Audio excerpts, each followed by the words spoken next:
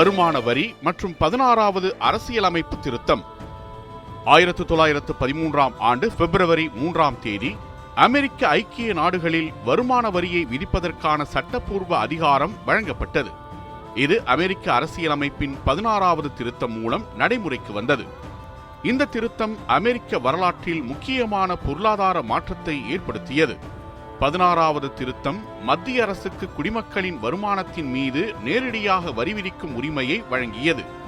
இதற்கு முன்பு மத்திய அரசு பெரும்பாலும் சுங்க வரிகள் மற்றும் மறைமுக வரிகளையே நம்பியிருந்தது.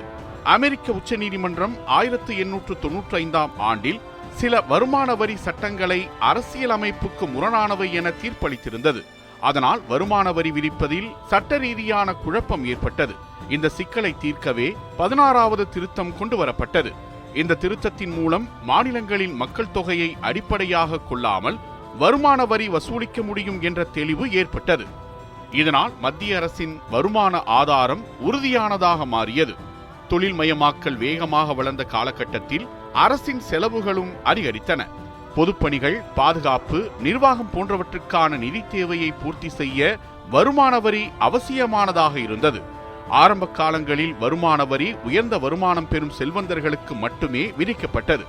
சாதாரண மக்களுக்கு இது பெரிய சுமையாக இல்லை. பின்னர் காலப்போக்கில் வருமான வரி அமைப்பு விரிவடைந்தது.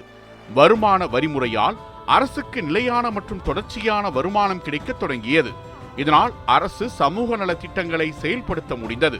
இந்த திருத்தம் அமெரிக்க அரசின் அதிகாரத்தை வலுப்படுத்தியது.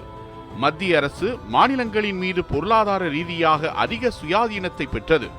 16வது திருத்தம் அமெரிக்க பொருளாதார அமைப்பில் நீண்டகால தாக்கத்தை ஏற்படுத்தியது.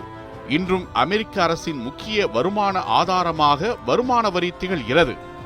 ஆகவே 1913ஆம் ஆண்டு நிறைவேற்றப்பட்ட 16வது அரசியலமைப்பு திருத்தம் அமெரிக்க வரலாற்றில் ஒரு முக்கிய திருப்பு முனையாக கருதப்படுகிறது.